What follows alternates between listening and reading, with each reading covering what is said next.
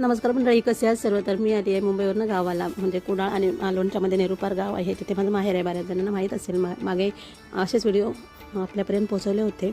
तर इथे आम्ही संध्याकाळ झाली, जरा फिरायला आलो. घरी यायला कंटाळा, मी आणि माझी आते बहीण. तर इथे आम्ही देवळामध्ये चाललो आहे, कुलदेवता मंदिरामध्ये.